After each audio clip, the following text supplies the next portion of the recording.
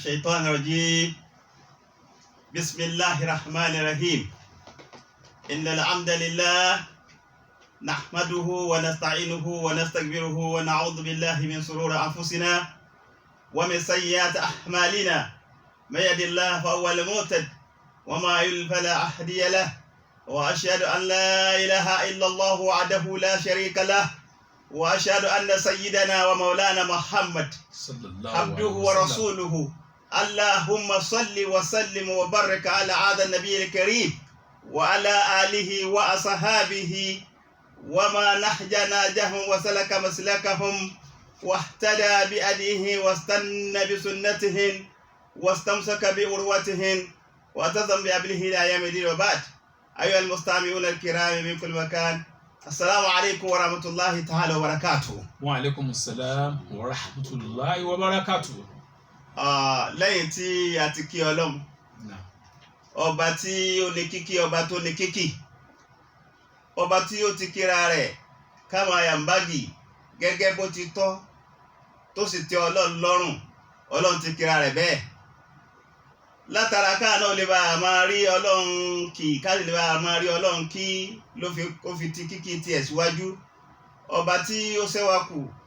láti ọjọ́ yìí títí di àkókò yìí tó tún ní ká bẹ̀rẹ̀ Ramadan pẹ̀lú bismillah ìta tó bá débi tá a bá dé, ọba náà la dúpẹ́ fún o. Alhamdulillah. Ọlọ́mọṣà gba ọpẹ́ wa àti kí àtọ́là fún aṣáájú ayé, aṣáájú ọ̀run Ànábì wa Muhammad. Olúwa bá kí Ànábì, kó bá gé Ànábì àti gbogbo ará ilé Ànábì àti gbogbo àwọn sàhábà Ànábì àti gbogbo àwọn ìyàwó Ànábì àti gbogbo àwọn tí wọ́n tẹ̀lé àwọn sàhábà náà. Ìkẹ́ Ọlọ́run yìí kó máa bọ̀ bẹ́ẹ̀ kó dórí àwọn àlùfáà wa, àwọn tí wọ́n kọ́ wa ní mímọ̀, tí wọ́n kọ́ wa ní kéwà, àwọn tí wọ́n bí wa, àwọn tí wọ́n fi wá sí tọ́lọ́run. Ọlọ́mọṣà bá kẹ́ wọn, bá gẹ̀ wọ́n. Gbogbo àwọn bàbá tó kù fún wa nílẹ̀ nínú àfáà, Ọlọ́mọṣà jẹ́ kẹ́mi wọn kò jẹ́ pẹ́ fún wa. Ìkẹ́ Ọlọ́run kó máa bá gbogbo mùsùlùmí lórí igun mẹ́rẹ̀ẹ̀rin ayé tí ẹ ti ń gbọ́ ètò yìí.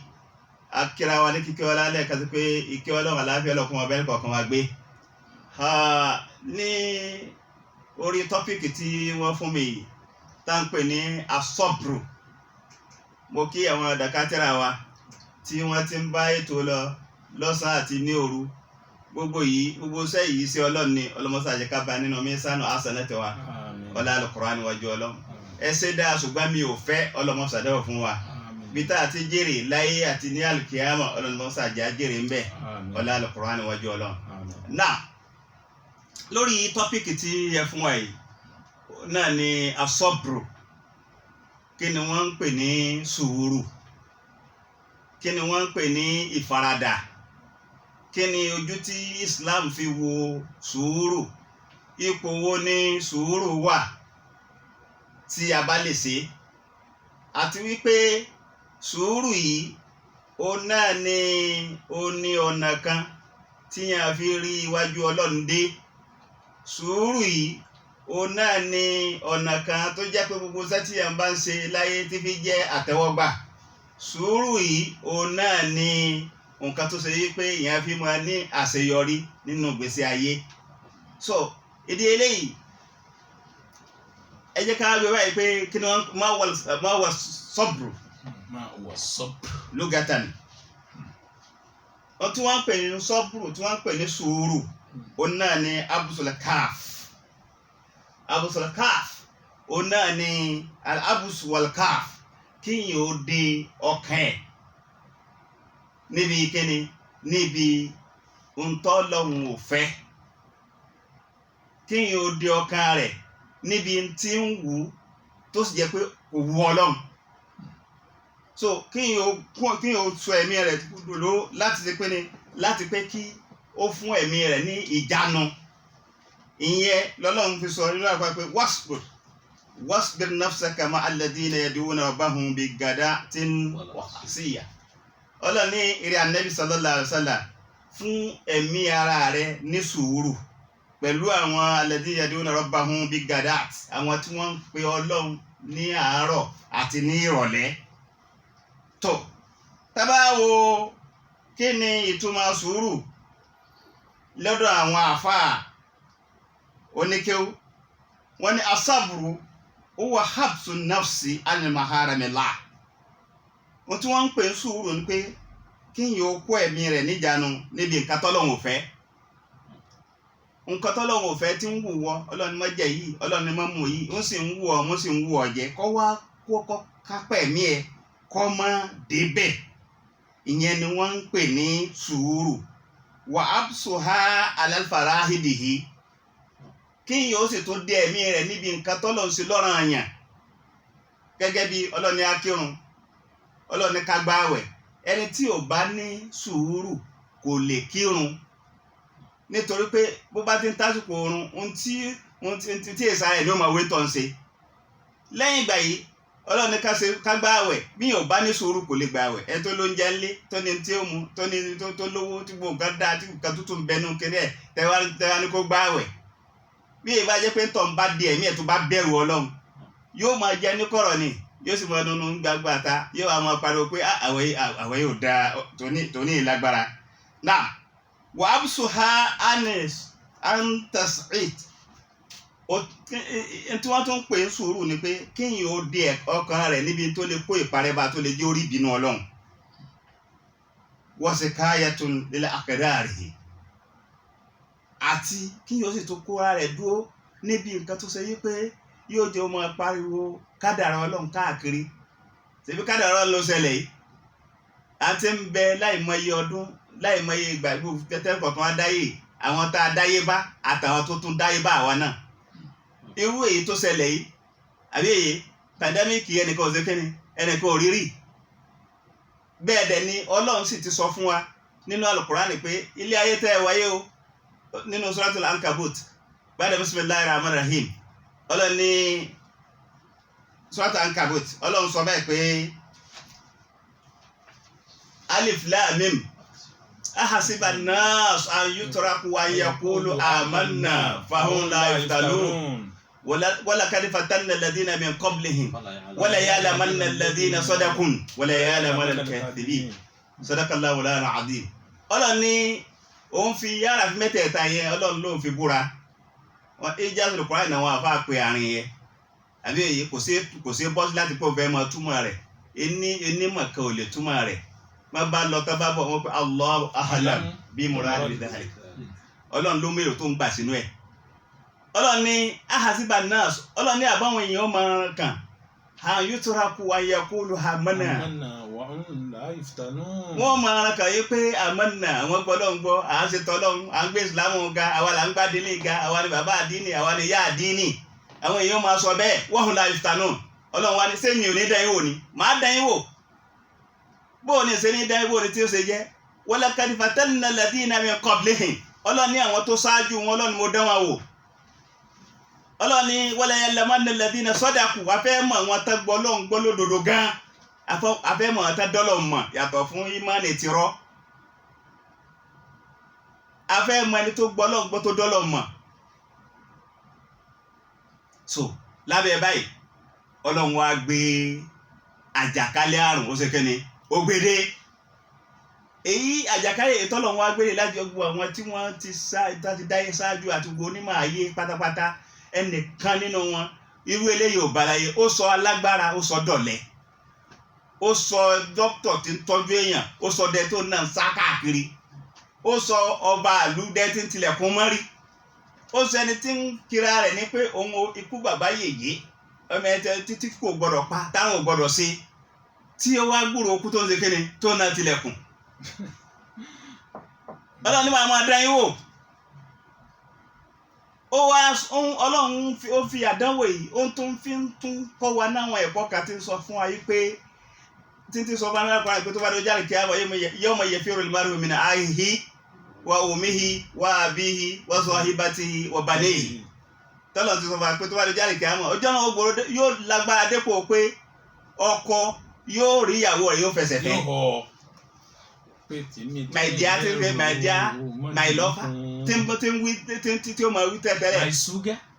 my tea, my honey. So gbogbo ọkọ ìyàwó yóò rí ìyàwó rẹ̀ yóò ṣe kíni, yóò fẹsẹ̀ fẹ́. Ìyàwó náà ó rí ọkọ. Ìyàwó rí ọkọ yóò fẹsẹ̀ fẹ́.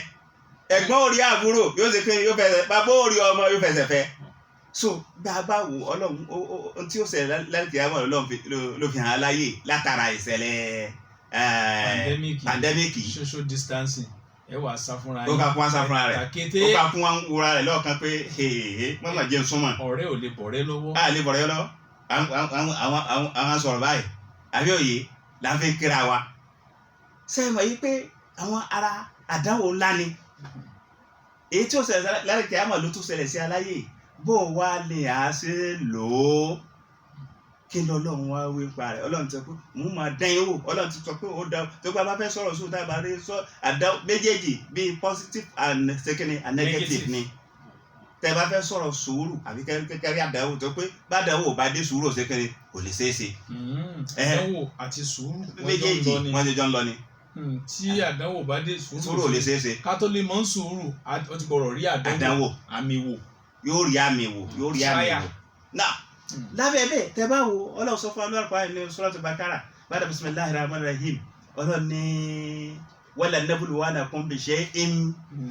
minal khawfin wal ju'in wa naqsin minal amwali wal anfusi was samarati wa bashiri sabirin alladhina idha asabathum musiba qalu inna lillahi wa inna ilayhi raji'un. Ọlọ́run ní wàláhì ó fi láwọn yẹn búra pé wàláhì máa dán yín wò lè lọ láì rí àmì wò. iṣẹ́ ìmìnira khawf. Ọlọ́run ní máa pẹ̀lú àwọn kankan nínú àwọn àpàyà tí ó máa dẹ́rù bàyìn tí ó máa pààyàn láyà tí ó máa káyà yín sókè. ìpákè ó máa ṣe kíni yóò máa ṣẹlẹ̀ nínú ìgbésí ayé yín. irú pandemic. ìpákè ni àbí òye nítorí pé wọ́n ń gbà lọ́tún wọ́n ń gbà lóṣù wọn náà ò tí ì rógun ẹ̀. alẹ́ ẹ̀kọ́ ni Ọlọ́run ní wala nabluwannakum bi shay'in minal khawfi wàzẹ́kẹ́ni wàlìjúrì Ọlọ́run ní máa dán yín wò pẹ̀lú àwọn nǹkan tí ó máa pa ilé àti ó máa gbẹ́mí yín sókè wàjúrì ọ̀tọ̀ dé ibi sí ebi gangan nínú ọmọ ogun Ọlọ́run ní tọ́lọ̀ ọmọ azẹ́kẹ́ tí máa bá èèyàn ajá àbí èyí wàjúrì wà náà tìmílẹ̀ làmúwà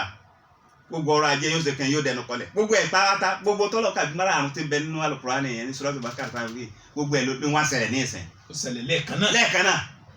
ó wá da gbogbo ayé ni o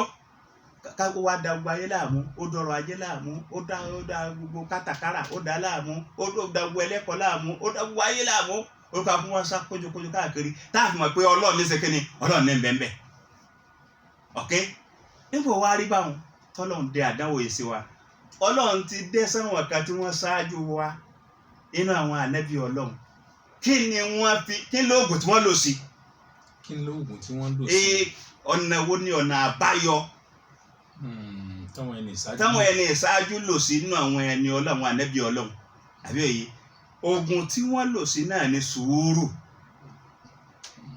ẹ wàá rí pé sùúrù ó wá lọ ó pín sí ọ̀nà mẹ́ta. alákọ̀ọ́kọ́ sùúrù asọ́bùrù ala ta'at. kí ìyẹn ó ṣe sùúrù lórí ìtẹ̀lé tọlọ́run lórí òfin Ọlọ́run gbogbo tẹ́ bá fẹ́ ṣe tó bá jẹ mọ́ tọlọ́run ní sùúrù lórí ẹ̀ nítorí pé kò ní dẹrùn kódà ájì tá ń lọ yìí rí i pé ó mú wàhálà wá ó mú náwó lọ ṣùgbọ́n tó o bá náwó tó o bá ṣe kẹrin tó o bá ṣe sùúrù ọ̀ lè dà láàjì o ájì rẹ̀ ò lè ṣe kẹrin kò lè jẹ́ àtẹ́wọ́gbà bẹ́ẹ̀ náà ni ìrun kíkí bẹ́ẹ̀ náà ni àwẹ̀ gbígbà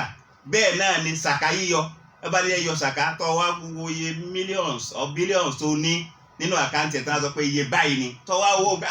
sọ́dún owó tí lọ tí ń gbé fáwọn kan ní tẹ́sù ó tún wá kó sínú ẹ̀mí ẹ̀ pé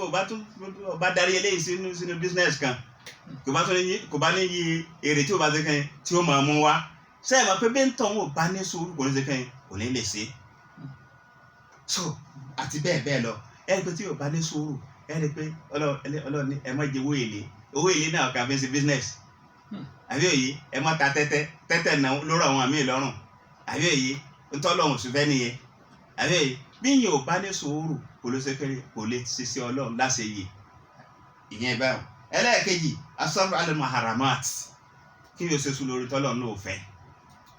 má débi eléyìí kí yóò má débẹ̀ má mú eléyìí kí yóò má mú má jẹ eléyìí kí yóò má jẹ ẹlẹ́ẹ̀kẹta asọ́bùrù alal ibtilahat kí yóò ṣe sùúrù lórí àwọn oríṣiríṣi àdáwò tó ṣe kẹ́ni tó bá báyàn gbogbo àwọn challenges tí yẹn bá wò nínú ìgbésí ayé rẹ̀ sùúrù ni agbọ́dọ̀ ṣe kínní la gbọ́dọ̀ fi ṣe gẹ́gẹ́ bí ìwé ìta ń bẹ nínú rẹ̀ ní ìsìn so ìjọba ní a máa jáde bẹ́ẹ̀ sì ni ìmọ̀jáde wa nítorí àlàáfíà wa náà ni abẹ́ ẹ̀kọ́ ni nítorí ká bàbá karùn ọ̀kẹ́ ẹ̀yin ọba sọ pé ó ṣe ìdẹ̀rùn ó ṣe rọrùn ẹ̀sìn kàgbà sàsùn ó kàn wọn kan kò kàn wọn kan ṣé àwọn pé tọrọ bá rí báwọn fìtínà ni ó máa ṣẹlẹ̀ nínú ilé ara ó máa kan olúkálukú àbí òye àmọ́ sùúrù láti kẹ́nẹ̀ ń ní a máa fi ṣe so lábẹ́ báyìí sùúrù wọ́n ní àwọn Yorùbá wọ́n ní onísùúrù ní ìṣèkínní ní òjọba aláwùsá bí Yorùbá ní sùúrù gan olùṣèkínní olùjọba Yorùbá ayé bí Yorùbá ní sùúrù kò lè sọkọ ìyàwó nínú ilé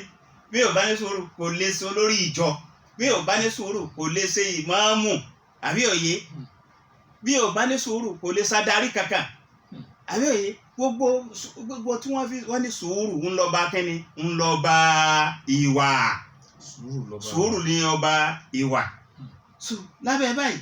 mo ní pé tá a bá ń wo lọ́kọ̀ọ̀kan a máa wò pé nígbà tá a ti sọ pé ká ṣe sùúrù lórí tọ́lọ́ lórí tànàbí ìlànà tànàbí Muhammad kí ni pàtàkì amiyatu sabr. Kí ni pàtàkì sùúrù ni àwọn dókítà fẹ́ mẹ́nu lé àwọn dókítà Abdulrasheed Yunus Kamil Khalifa bàbá wa Kẹ́mílà afa Kẹ́mílà ni wọ́n wà ní orí ètò Àwa Ìbẹ̀rùn Foundation lọ́sàn-án ti tòní tí wọ́n ti ń bá yẹn nàná bó ni kí ni ń jẹ́ sùúrù wọ́n sì jẹ́ ká mọ̀ pé ní sùúrù kò oríṣi mẹ́ta sùúrù tá a máa ṣe nígbà tá a bá ń tẹ̀lé tọ́lọ́run lórí pé Ọlọ́run ní ń tẹ́ ẹ ṣe ni bó ti wò ó lélẹ́ tó agbọ̀rọ̀ sí sùúrù ká tẹ̀lé sùúrù tá a máa ṣe níbi tọ́lọ́run lóhùn ò fẹ́ gbogbo tọ́lọ́run lóhùn ò fẹ́ bó ti wọlé dá tó ká láti ṣe sùúrù ká a máa ṣe sùúrù lórí àmì wò àti ìpèníjà tó bá bá wa gbogbo ìpèníjà tó bá dé bí irú àsìkò kónílégbélé àsìkò àjàkálẹ̀ àrùn yìí aláti ṣe sùúrù fúnra wa òní wọn tó bá yẹn náà àwọn àǹfààní tó wá wà ń bi ìṣe sùúrù àti iye ọ̀nà tó pín sí òun là á máa gbọ́ tí a bá pèrún lókè lọ à á pèrún lókè lọ ní ìsinyìí a sì lọ kírun lábẹ́ pé a lọ kírun òun náà ni a ó máa gbọ́ àlùkùránì àti tafsir rẹ̀ títí tá fi dé tí àwọn olùbánisọ̀rọ̀ wa tó máa bá abala kejì lọ ẹ jẹ́ ká pèrún lókè lọ. Bismillahir Rahmanir Rahim tọ ibi tí adé ni pé ahmiyatu sabr pàtàkì sùúrù ṣíṣe tábà wò ẹni pé nínú Al-Qur'an Al-Karim tọ́lọ̀ fi ránṣẹ́ sí Ànábì wa Muhammad sallallahu alaihi wasallam Ọlọ́run dákọ̀ sùúrù nínú ẹ̀ tó nǹkan bí ọ̀nà bí 90 nínú Al-Qur'an so 100 nínú èdè Yorùbá so tábà wò Ọlọ́run nínú àwọn pàtàkì sùúrù ṣe ni pé anallaha dhakarahu fi akthar min tafsir ẹlẹ́ẹ̀kejì anallaha qarranahu bis-salat sùúrù ṣíṣe Ọlọ́run fi kẹ́gbẹ́ ìrun ó fi ìrun kẹ́gbẹ́ rẹ̀ ẹlẹ́ẹ̀kẹta anna maqamati dini kulluhu murtabitu bih gbogbo tí ń jẹ́ ààyè ẹ̀sìn kọ̀ọ̀kan ẹ̀ẹ́rì wípé Ọlọ́run fi sùúrù ó fi dènì fàdínù fẹ́lù tààtì wọ̀tẹ́rẹ̀kọ̀ mahasi ní tí wọ́n ń pè ní ẹ̀sìn gangan òun náà ni fẹ́lù tààtì kí yìí ó ṣe tọ́lọ̀ ń fẹ́ kó ṣe tọ́lọ̀ ń pa láṣẹ fún kí ó sì gbé tọ́lọ̀ ń ṣe kínni tí ò fẹ́ jù sílẹ̀ wọ́kọ́ wà mọ̀dálẹ́ka ala sabri Ọlọ́run wá ó fi sùúrù ṣe òpó rẹ̀ ala tara anna hayfata iya sabru ala fawais ntàbí mọ eléyìí ni pé ká lọ mọ̀ pé ìtànpè ní àbójú kúrò òun náà ni kí yóò ṣe sùúrù níbi tọ́lọ̀ náà ò fẹ́ wọ́n á ń sọ wá lè náà sí kí yóò máa ṣagbe lọ́wọ́ èèyàn kó máa tọrọ nǹkan lọ́wọ́ èèyàn kó fi gbèsè ayé rẹ̀ kó ṣe kẹ́ni kó fi tí ẹnìkan pé bọ̀dá rẹ̀ kan ní ọ̀bọ̀ yanjú ẹ̀ so wọ́n sáàdù asọ́bùrù alẹ́fọlọ́ làáìs ohun tí wọ́n ń pè ní ìmáyé kékeré òun náà ni kí o ṣe sùúrù níbi àwọn ìjẹkújẹ tí ò yẹ ká bá ẹ̀dá níbẹ̀ wàlẹ̀ ó sì ń lọ ohun tí wọ́n ń pè ní ìwà rere òun náà ni asọ́bùrù ala azanas ohun tí wọ́n ń pè ní ó sì ń lọ ìwà rere kí wẹ́yìn ó dáa pé lágbájá yìí mà dáa o so òun náà ni kẹ́ni asọ́bùrù ala azanas kí yóò ṣe sùúrù láti fi ìnira kan yàn kọ́ mọ́ pé ó ti bẹ́ẹ̀ bẹ́ẹ̀ pé adìẹ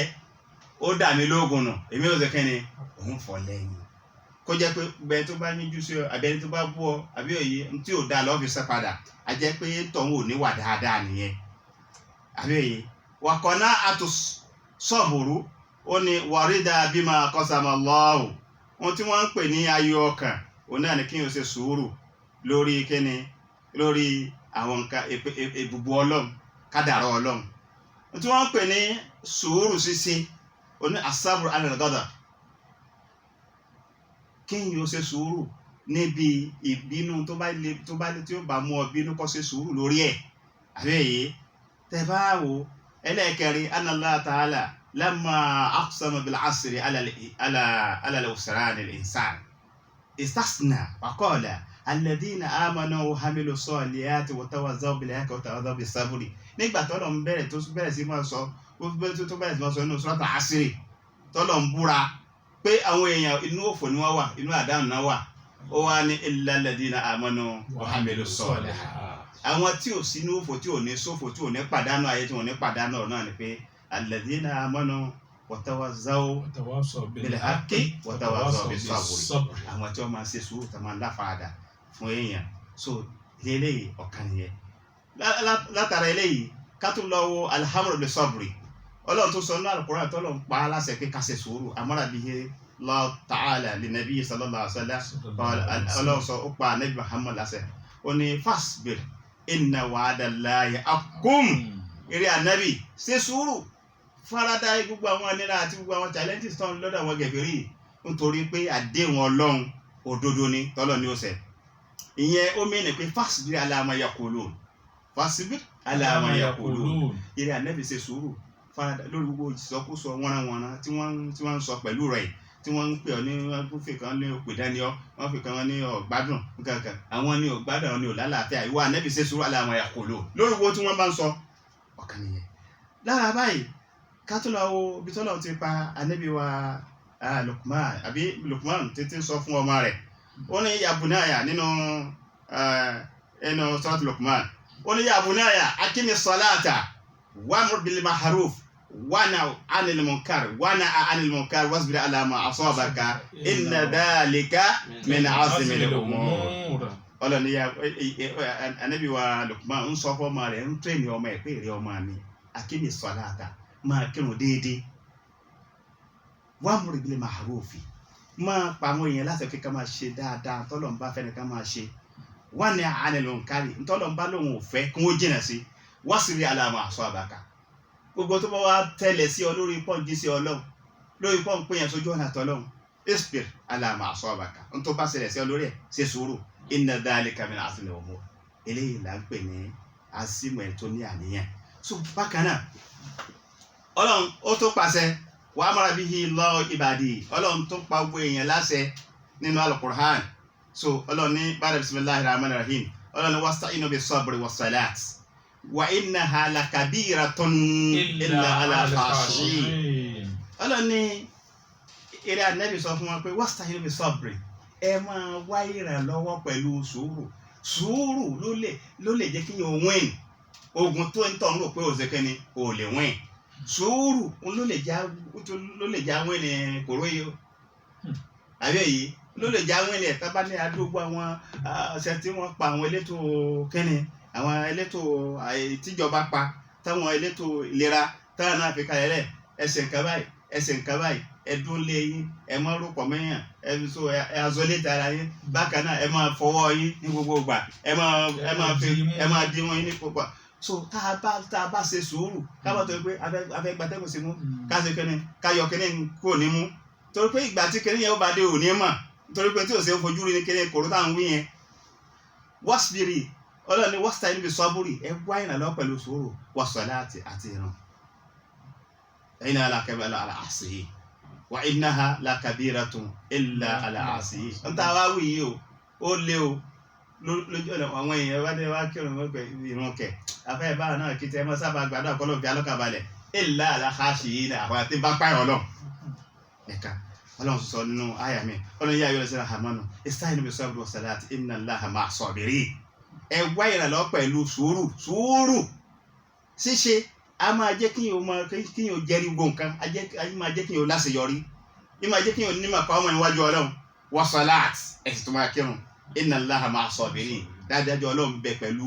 onísùúrù. Ọlọ́run tó sọ nínú Surat Al-Imran nínú àyà kan ó ní yā ayyuhalladhīna āmanū isbirū wa sabbirū wa rabbitu wattaqullāha la'allakum tuflihūn. Ọlọ́run ní mo pẹ̀ tẹ́ gbẹ̀mí gbọ́ tẹ́ dé mi Ọlọ́run mọ̀ tọ́lọ́run dàrú mọ́ lọ́wọ́ tọ́lọ́run sì ń jẹ́ ọ̀kan ṣoṣo nínú iṣẹ́ rẹ̀ lọ́dọ̀ yín isbirū ẹ ṣe sùúrù o wa sabbiru ẹ máa fúnra yín ní sùúrù ṣe wa rabbitu ẹ wá di ọkàn yín lórí ntẹ bá tó bá ṣe tẹ́mi yín kọ̀ wattaqullāha ẹ bẹ̀rù Ọlọ́run la'allakum tuflihūn kẹlẹ́ bá jẹ́ ẹ jẹ́ ká wò ká sáré lọ wo samaratu sabri kí ni èso tí sùúrù máa ṣe kíni tí máa ṣe fún yàn lil sabri samaratul adida àwọn sùúrù ṣíṣe ìmọ̀ ní àtibọ̀tán dáadáa ìmọ̀ ní intajatul khairiyya àwọn àṣeyọrí dáadáa àbí èyí alákọ̀ọ́kọ́ falẹ̀ ìmánu wọn tí wọ́n ń pè ní tàkíkọ̀ ìmánu ìmọ̀ jẹ́ kí ìgbọ́lọ́ngbọ́ èèyàn ṣe kíni kó dúró kó jìnnà wọn tí wọ́n sì ń pè ní ìgbọ́lọ́ngbọ́ qawlun wa amalun wa i'tiqad òun náà ni pé onígbólóhùn ní ká sọ la ilaha illallah káwá tẹ̀lé kí la ilaha illallah kí sẹ́wọ́ ó ṣe kíni ó ṣe dédé la ilaha illallah wa i'tiqad àdìọ́kàn wa ti ń bẹ nínú ẹ̀mí wa náà ó ṣe dédé la ilaha illallah ọ̀kan nìyẹn wa sabru minal imani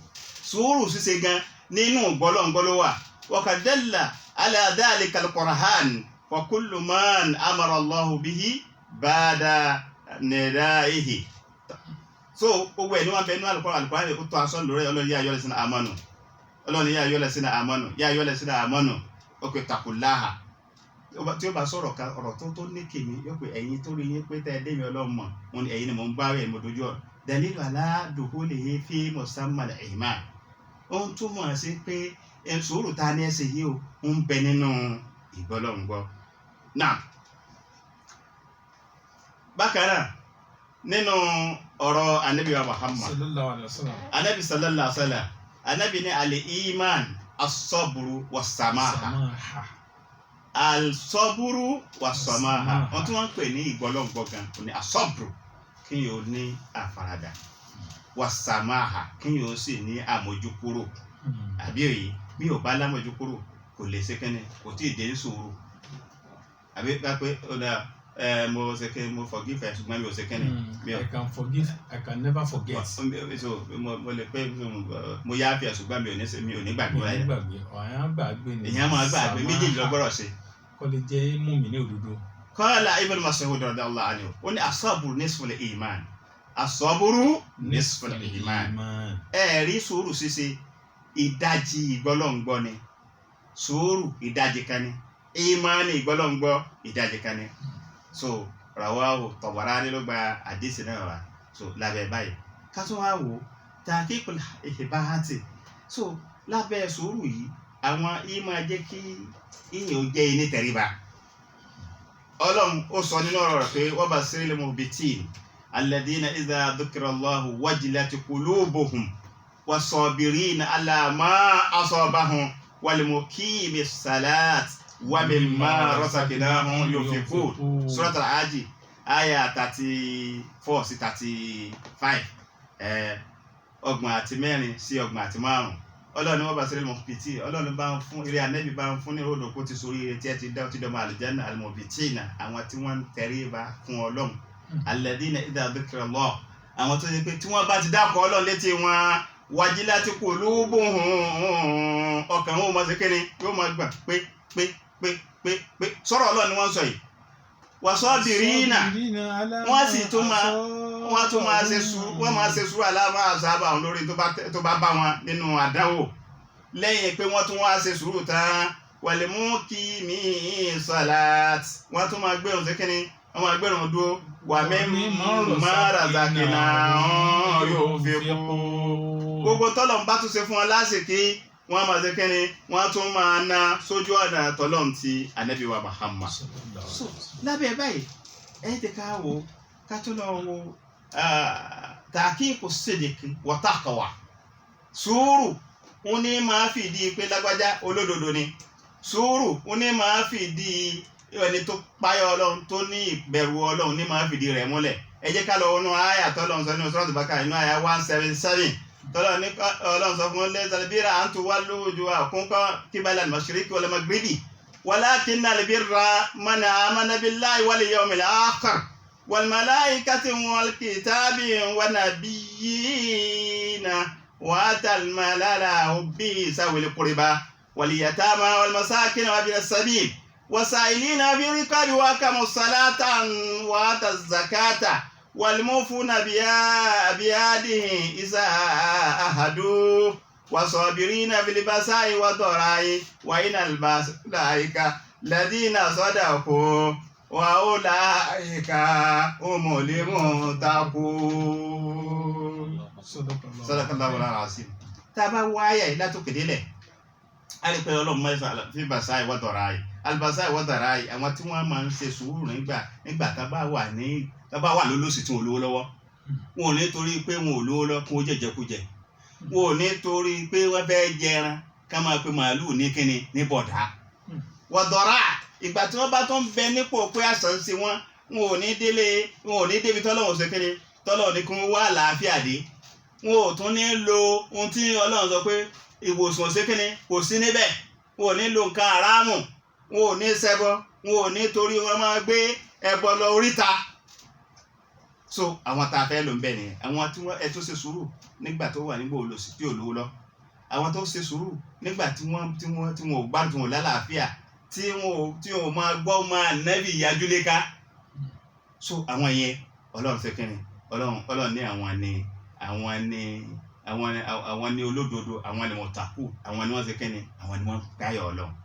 tó tábà tó wá wò ó ká tó tẹ̀síwájú nínú àwọn èso tí ń bẹ níbi sùúrù ṣíṣe tamakin yìí máa jẹ́ kí yóò fọkàn báyìí máa jẹ́ kí yóò rẹ́sẹ̀ mọ́lẹ̀ Ọlọ́run sọ ní Al-Qur'an ní àyà 37 Ọlọ́run ní wa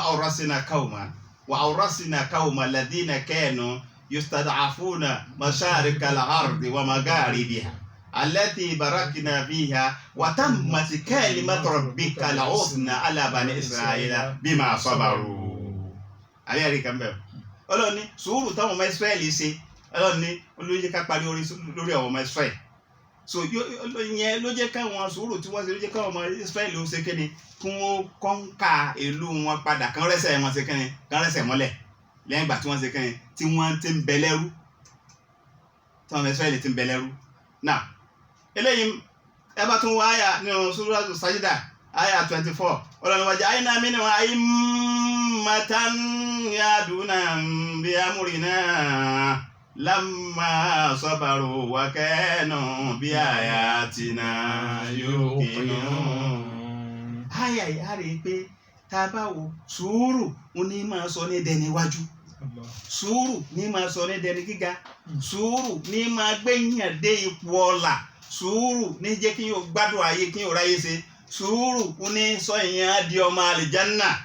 Ọlọ́run wájà iná mi ni wọn ayé màtá ń yáàdùn náà Ọlọ́run ní látara sùúrù ṣíṣe Ọlọ́run àfisàárín wọn àhímà àwọn leaders yàdùn náà bí àwọn èèyàn tó jẹ́ pé wọ́n máa fọ̀nà máa àwọn èèyàn pẹ̀lú àṣẹ là máa sọ́bàrù nígbà tí wọ́n ṣe sùúrù wà kẹ́nu bí ayé àti náà yóò kìnnú náà àmì Ọlọ́run tọ́lọ́ ni yóò mọ̀ sọ̀kalẹ̀ wọ́n má mà dájú rẹ̀ pé bọ́lọ̀ ti wí náà ni ó ṣe kínni náà ni yóò máa ṣe so ìyẹn bẹ́ẹ̀ látara báyìí sùúrù ìtún máa jẹ́ kí yóò rí ìkẹ́ Ọlọ́run tí yẹn bá ṣe sùúrù àbẹ́yẹ Ọlọ́run sọ nínú Al-Qur'an ní Suratul Baqara ní àyà 155 sí 157 Ọlọ́run ní wọ́n bá ṣeré sọ abẹ́rẹ́ yìí náà àwọn tó ṣe sùúrù ẹ bá ń fún wọn ní ìròyìn dùnú pé ọ̀rọ̀ wọn já sáré Janna alladhina isa asabati umumu musibatun qalu inna lillahi wa inna ilayhi raji'un. àwọn tó ṣe pé isa asabati umumu musibatun bádàwọ̀ kan bá dé bá wọn bóyá individual àdáwò ni bóyá tó kólé tó kó oko tó kára ilé tó kára oko tó ṣe pé tó kó gun wọn pọ̀ níbi ìwé ìta bẹ́ẹ̀ yìí adájà àdáwò àjàkálẹ̀ tí ń jà káàkiri tó kárí ilé tó kárí gbogbo ayé tí gbogbo ayé ń sá kíjokíjo nítorí ẹ̀ Ọlọ́run ní ìsáàsọ bá tí ó mú sí ìbàtú bírú àdánwò bẹ́ẹ̀ náà bá dé kọ́ọ̀lù inna lillahi ohun tí ó gbẹnu wọn ni pé inna lillahi wa inna ilayhi raji'un. ọ̀dọ̀ Ọlọ́run ilé ìmọ̀ ti wà. ọ̀dọ̀ Ọlọ́run ló ti wá o tó bẹ́ẹ̀ lómi tó ti forí gbálẹ̀ dípò pé bí gbogbo ẹ̀sìn lè tó báyìí ní sàlẹ̀ bẹ́ẹ̀ eléyìí kò mà sí ti ń já kòró pé irọ́ mà ní àwọn kan mà ní adẹ́dẹ́ gbogbo tọ́lọ̀ ń dá sáyé tá ń lò àti tá ń lò ẹ̀dá ìwọ lọ́lọ́run á dá fúnra rẹ̀ lọ́wọ́ rẹ̀ ìbámu yẹn kan náà ni ó lò àbí òye Ọlọ́run dọ́kọ̀ àwọn kan ló fi ọpọlọ yẹn pé ẹsẹ̀ ru ọkọ̀ báyìí Ọlọ́run ó dá play ó ní ká máa jẹ́ kánákò ìrìn táàrin lóṣù kan ká máa rìn láàrin bí wákàtí méjì àti mẹ́ta àbí òye so ọpọlọ kìíní yẹn Ọlọ́run kí wọ́n ṣiṣẹ́ kìíní yẹn Ọlọ́run rán àwọn kan ní pé kí wọ́n ṣe. Ọlọ́run wá dán o pẹ̀lú kòró. Ọlọ́run wá gbé ọwọ́ àwọn kan ló wá gbé gbà bàdà owó wa dé ọwọ́ ọ̀kan náà ni ó gbé gbà kò ní sọ̀kalẹ̀. torí tán bá ṣe tí ò bá jẹ́ ńkọ́. àbí òye àmọ́ Ọlọ́run fẹ́ ó ní díẹ̀ so ó fi àṣẹ sábàbí ni kádàrá Ọlọ́run ti ń bẹ lájọ tọ́lọ̀ ti kára pé lásìkò báyìí ní ya 2000 àbí 2020 àbí èyí àdánwò kárí ilé kárí oko yóò ṣe kiri yóò ṣẹlẹ̀ ṣùgbọ́n sábàbí làwọn táwọn tá à ń tọ́ka sí làwọn jẹ́ máa mú mùmíní gidi yóò mọ̀ pé gbogbo ẹ̀ àtẹni tó ṣe àti wọ́n ní àwọn ẹni kí wọ́n sọ̀rọ̀ àwọn Haúsá wọ́n ní dèkáì mọ̀láka òya àtẹrù àtòrí àti tí orí rù ọrùn ló ní gbogbo ẹ̀ abẹ́ ẹ̀kọ́ ni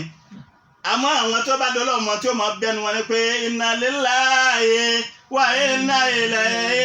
raji'un ọ̀dọ̀ Ọlọ́run láti wá ọ̀dọ̀ Ọlọ́run náà lápára sí Ọlọ́run wá ní ulaika alayhim salawatu min rabbihim irú àwọn eléyìí ìkẹ́ Ọlọ́run gbàdọ̀ Ọlọ́run ọ̀nà àbáyọ máa jẹ́ tiwọn wàhámà àti kẹ́ wa ulaika muhtadun àwọn eléyìí lórí wọn pé ni wọ́n mọ̀nà wọ́n torí pé ẹlòmíràn pé ibi tí kíní kòró èyí tó da orílẹ̀-èdè dẹ́ tó ba ọrọ̀ ajé ọdún méjì àleyọ ń bẹ̀ mo ní ọ̀dọ́ lọ́mọ ni ní bí February sí March sí nǹkan kan báyìí ta ló mọ̀ pé irú eléyìí ó lè ṣẹlẹ̀. bẹ́ẹ̀ni. àbí èyí bọ́lọ̀ ń bá tún lóun dé ní ìṣẹ̀ tó bá a lé lọ kọ́lọ̀ ó gbàdúrà kó bá a lé yẹn yóò kà á lẹ̀ yóò kà kó lẹ̀ tó bá kà kó lẹ̀ tán yẹn pátá ọrọ̀ ajé ó sì kẹ́yìn yóò tán máa gbèrú. àwọn tá a tún ti dictate nínú nǹkan tó jẹ́ ọ̀ràn tó lè mú owó wá fún wa asán bá ṣe sùúrù tá a faradà tá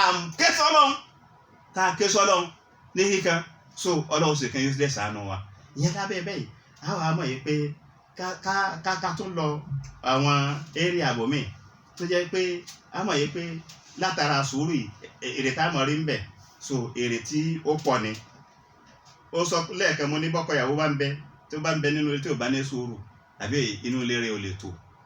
nítorí pé Ọlọ́run fi á ṣàdánwò ara wa ni àbí èyí ó fọkùnrin ṣàdánwò fọbìnrin ó fọbìnrin ṣàdánwò fún ọkùnrin ni bí àbátilẹ̀ wá ṣe sùúrù ẹ rí i pé kíní yóò lè ṣe kíní kò lè lọ déédéé sùúrù láti máa bára wa lò bẹ́ẹ̀ ni aṣáájú ìlú àbáwọn aṣáájú tí wọ́n jẹ́ aṣáájú bóyá àwọn government àbí àwọn local one bóyá chairman local government wọ́n gbọ́dọ̀ ṣe sùúrù pẹ̀lú aráàlú nítorí pé wọ́n lè máa ṣe kankan lọ káwọn aráàlú káwọn kan máa criticize wọn pé èwo náà ń ṣe kí náà ṣe wọn ò tẹ̀ ṣe ń pa kí wọ́n má ka rẹ̀ kí wọ́n tún múra sí ni kí wọ́n má rò wípé ìmọ̀ challenge wọn tí wọ́n fọ́n challenges yẹn ká má rò wípé ó gbọ́dọ̀ wá ká rẹ̀ bá wọn wọ́n sọ pé ká tún múra sí ni àwọn náà mọ̀ pé wọ́n ṣe ṣùgbọ́n ẹ bá lè ilé tó bá ní sùúrù torí ẹ̀ bá pé yóò mọ̀ pé ó tí ì ṣètò náà ni wọ́n tún sọ pé ó tí ì ṣètò ó tún mọ̀ continue náà ni tó bá continue bẹ́ẹ̀ ta ni ó wà padà ní orí yìnyẹn òun náà ni ó padà ní orí yìí wọ́n ní ọ̀dà báyìí kò dáa ọ̀dà báyìí wọn ò ṣe ọ̀dà báyìí wọn ò ṣe ó sì múra pẹ̀lú ògo Ọlọ́run àá ṣe ó sì ṣe tí wọ́n bá ń sọ̀rọ̀ nípa tí wọ́n bá ń ka biography ẹ̀ àbí wọ́n sọ̀rọ̀ nípa gọ́ọ̀mẹ̀ntì ẹ̀ dáhùn ta ni ó ní orí yìí rẹ̀ òun náà ni ó ń dè so látara báyìí a gbọ́dọ̀ ṣe sùúrù inú àwọn nǹkan tí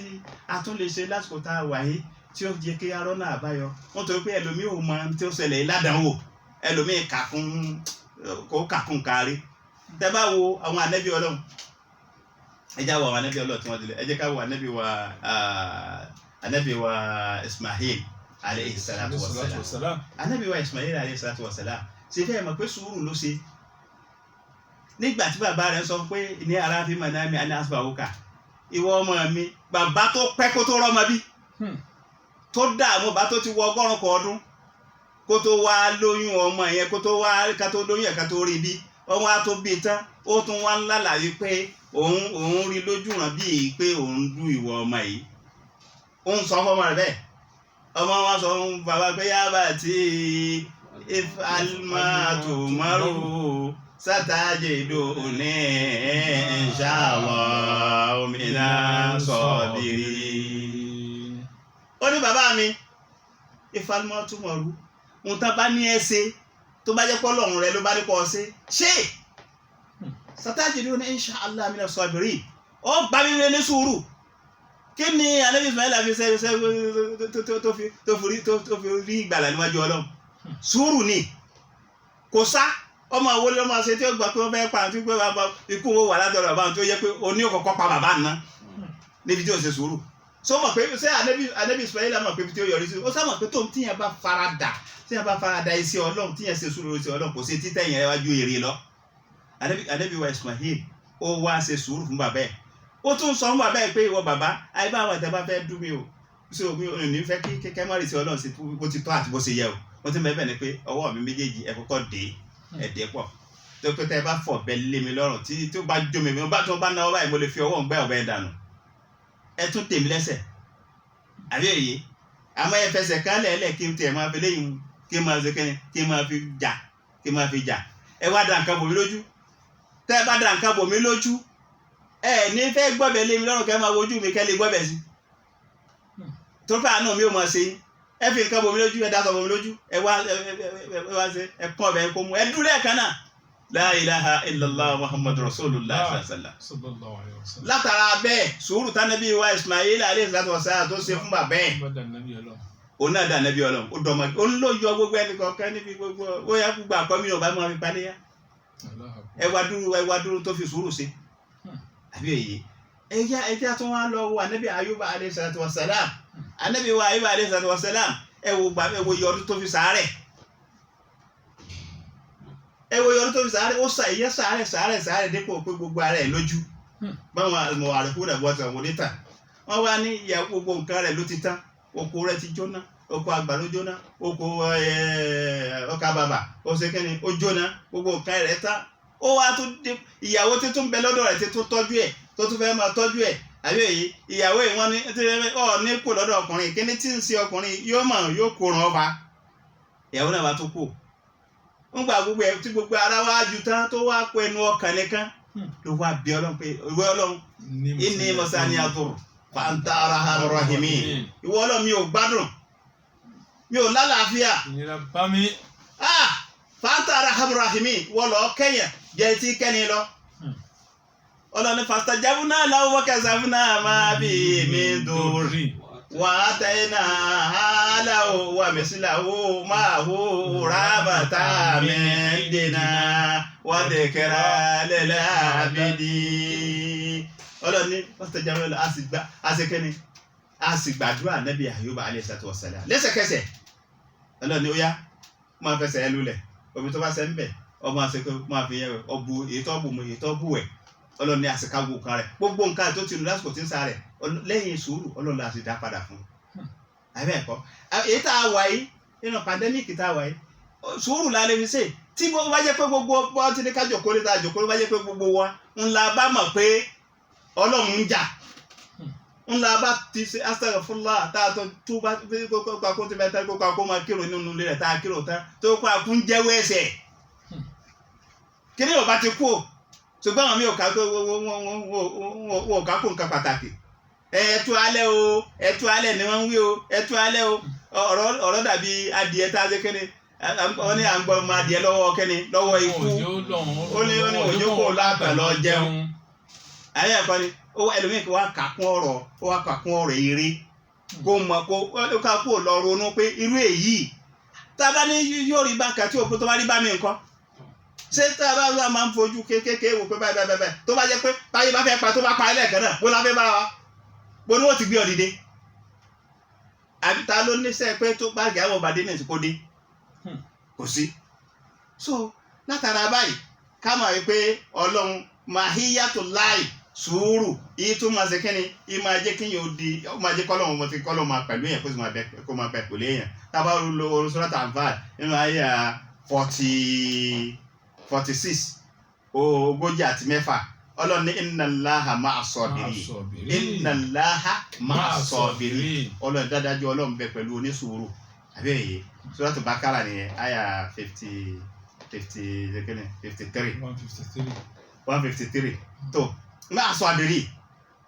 mahabbatullah nínú èso tí sùúrù máa tún ṣe ó ní pé mahabbatullah yìí máa jẹ́ kí ẹ̀ẹ́dẹ́kẹ́ni kọ́lọ́run nífẹ̀ẹ́ èèyàn ọlọ́run sọ nínú Suratu Al-Imran 146 tọ́lá wallahu yuhibbu sabirin wallahu yuhibbu sabirin dáadájú ọlọ́run nífẹ̀ẹ́ onísùúrù púpọ̀ so tá a bá tún wá wo ẹ jẹ́ ká lọ wo ọ̀rọ̀ kan pé wọ́n ní gbogbo ẹnikẹ́ni tí àdáwò bá individual àdáwò pé àdáwò wa bọ̀ bí lápẹjúwe kápẹ́ pé ọmọ èèyàn kú ọmọ sì ní samaratul qalbi ni wọ́n ń pè é àbí èyí ọmọ rẹ wá kú nígbà tó ọmọ kú ohun tí ó wà tí ó gbẹnu tọ̀ ní pé tí ó gbẹnu tọ̀ pé inna lillahi wa inna ilayhi raji'un ó ní ọ̀dọ̀ ọlọ́run láti wá ọlọ́run ló fún mi lọ́mọ ọlọ́run náà ló gbà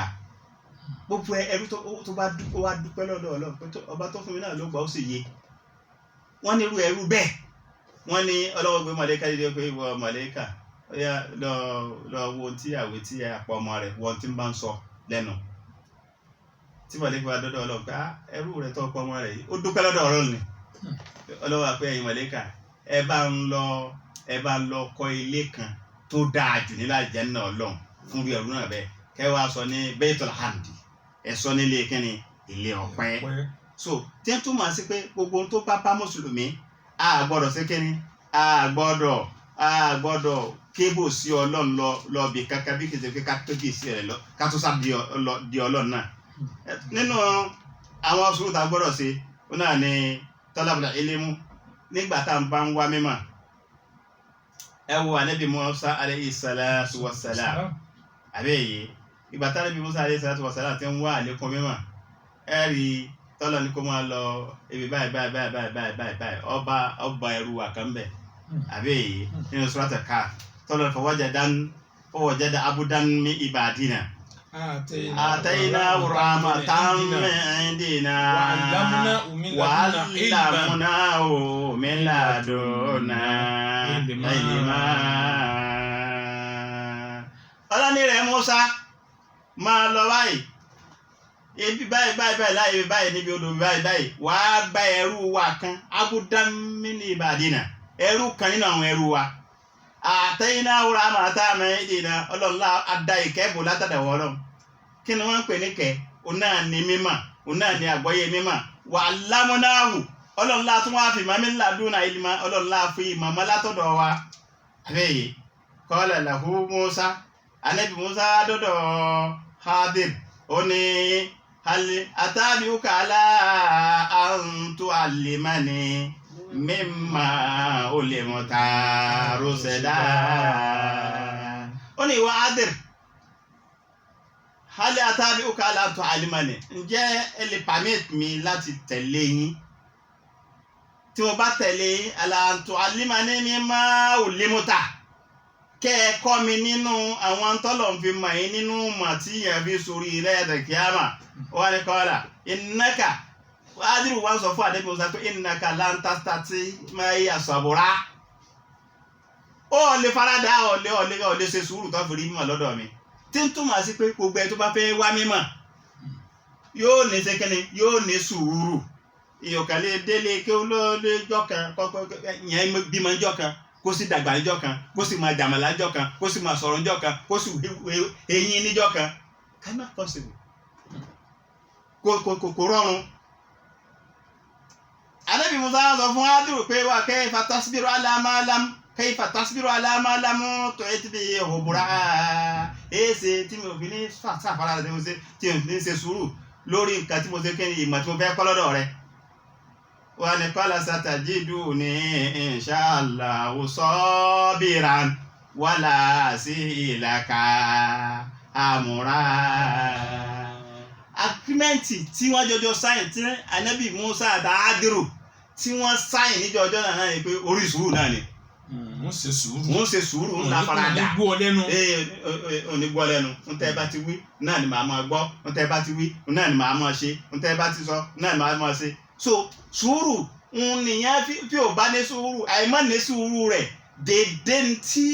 Ànábì Musa mọ̀ lọ́dọ̀ Hádírù ìbá tó mọ̀ jù bẹ́ẹ̀ lọ. Ìmọ̀ yẹn sì wà díbí lọ́dọ̀ Hádírù tó yẹ kó kọ́. tó yẹ kó kọ́. Àmọ́ ìmọ̀ mẹ́ta ni bàbá lè ṣe sùúrù gbà. Mẹ́ta ló gbà. Àbí òye. Tẹ́yìn túmọ̀ sí gbogbo àwọn ọlọ́mọ kéwú ní gbogbo bí kíta bá wò wà. Àbí òye. Wọ́n ní pé bàbá fẹ́ kọ́ mọ̀ wọ́n á ṣe sùúrù ni. Àbí òye. Ká kọ́ ìmọ̀ sànsàn. Ká kọ́ tààrà. Ká sì farabalẹ̀ fáwọn àfáà. Ìwọ ọmọ ẹ̀kọ́ sẹ́nà tó yẹ pé níṣẹ́ lọ́ọ́ kọ́ mọ́kọ́ láàbọ̀. Àbí òye. Kọ́ ní sùúrù ọba tí ní sùúrù ń bẹ̀ ọ rí i pé gbogbo nǹkan máa ṣe kẹ́ yóò jẹ́ rọrùn. Bákan náà nínú àwọn sùúrù tá a tún lè ṣe òun náà ní ẹ̀fàtún náà ní ká sàmójú kúrò asábùrù àni sàhàwá àti maharama. Àwọn ojú kòkòrò àwọn kan tọ́lọ̀ sí léèrè tọ́lọ̀ ní ẹ má ṣe kẹ́ni ẹ má débi eléyìí má débẹ̀ ọlọ́ọ̀ni ẹ má jẹ eléyìí ẹ má jẹ ọlọ́ọ̀ni ẹ má fẹ́rú ọmọ alámẹ́sà tí èmi kàn táwọlá ayé àkí àmọ́ àsọ́nà àmọ́ mínàtì fàmí máa málàkátà ìmánùkún min fatayatikum mu'minati wallahu a'lamu bi imanikum ba'dukum min ba'di fankihuhunna bi'idhni ahlihinna wa atuhunna ujurahunna bil ma'rufi wal mu'ahsanatin ghayra musafihatin wala muta'izati adani fa iza uzinna fa in atayna bi fa'izatin فعليهن نصف ما على المعتنة من العذاب ذلك لمن خشي عنة منكم وأن تصبروا خير لكم والله غفور رحيم. Sùúrù náà ni àtúntò ìlú àlàfẹ́ ló ń bẹ̀ tọ́lọ́ ní ẹ̀yin èèyàn tẹ́ bá mọ̀ pé ẹ̀ bá lágbára tẹ́ bá ti lówó lọ tẹ́ ọ̀ bá lè fọ́mọge àbí fẹ́ adélébọ̀ àbí tọ́ọ̀bá tágbára ọ̀ bá sì fẹ́ tí ò bá ká adélébọ̀ tó jẹ́ mọ̀mìnì àbí fẹ́ ẹrúbìnrin àbí tágbára rẹ̀ ò bá ká ẹrúbìnrin àbí òye fẹ́ àwọn tó jẹ́ pé owó orí wọn ó mọ bẹ́ńtẹ́ ọmọ bọ́lá kàtẹ́ àtùgbọ́n àdúrà wọn sọ fún mi pé ó ti mẹ́rin àmọ́kẹ́ ọ ṣe sùúrù má fẹ́ ẹrú nítorí pé àyè bá àmọ́ tó bá fẹ́ rú tẹ́rú yẹn bá bímọ fún ọ àbí òye tọmọ yẹn bá dàgbà sínú mọ̀lẹ́bí yín ó lè jẹ́ pé ọba lẹ̀ ń jẹ́ léyà àbí kíríkà lẹ̀ ń jẹ́ léyà ó lè fẹ́ jọba níjọ ọjọ́ kankan pé tó yóò jẹ́ ó bá bẹ̀rẹ̀ ẹ̀ tán náà wọlé káláwọ̀ bá gbé tàn pé ẹ má bá dánú ọmọ ẹrú wọn ni àbí òye ọlọ́ni ẹ ṣe sùúrù kí gbogbo nǹkan ṣe kẹ́ni kò fi dà ilé Suratu Nisa àyà 25 ló wà so nítorí ọlọ́ni wasbiru àǹtàkì ìmáhà máa èèfà haula wàáfùdàn so kéèyàn ó ṣe sùúrù kó má fẹ́rú ìyẹn ní fi dáa jù so lábẹ́ báyìí tá a bá tún wo àwọn eré àti tí a bá tún lọ ní abẹ́ ká ṣe sùúrù yìí ò ní pé sùúrù nǹkan tí máa wúyàn jẹ tọ́lọ̀ sì sọ pé ẹ gbọ́dọ̀ sí kíni. kẹ́tẹ́ bí sùúrù tí máa wúyàn jẹ a sì ojú òpó fún ara ilé gẹ́gẹ́ bí ìṣe wa àwọn Dr. Kamil Abdulrasheed Yunus afa Kamila àwọn náà wà ní ilé agbára pẹ̀lú wa ní orí ètò àwa Ibrahim Foundation ọlọ́run kò bá ṣe dáadáa fún àwọn tẹ̀lé foundation kalẹ̀ àwọn afá ti gbìyànjú láti àárọ̀ títí ń bá yẹn nàná kíní jẹ́ sùúrù iye ọ̀nà mélòó ni sùúrù pín sí àǹfààní wo ló wá ní bẹ́ẹ̀ bí kéèyàn máa ṣe sùúrù àwọn ọ̀sálà ìfikún ipò ní pàápàá lásìkò kónígbélé àsìkò àjàkálẹ̀ àrùn yìí tolúkálukú wa tá a ti tọ́lọ́n ti sọ àpapọ̀ afẹ́ akọ̀ olúkálukú wa ti wà lólé pé àbúrò ṣe sùúrù fún wa wọ́n sì ti sórí ńláńlá tí ń bẹ́ẹ̀ bí kéèyàn máa ṣe sùúrù fún ẹni ká ní àtẹ̀mọ́ra ká sì ní àmójúkò fúnra wa a kí àwọn ọ̀sítàṣùwà náà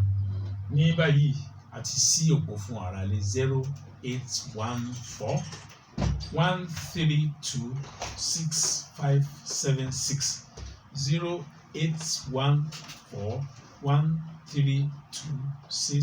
0814-132-6576 fún ọ̀n tí ó bá máa pè láti ilé orúkọ yín gbọ́lẹ̀ tí ń pè wá àti ọ̀rọ̀ sókí ẹ bá ní fún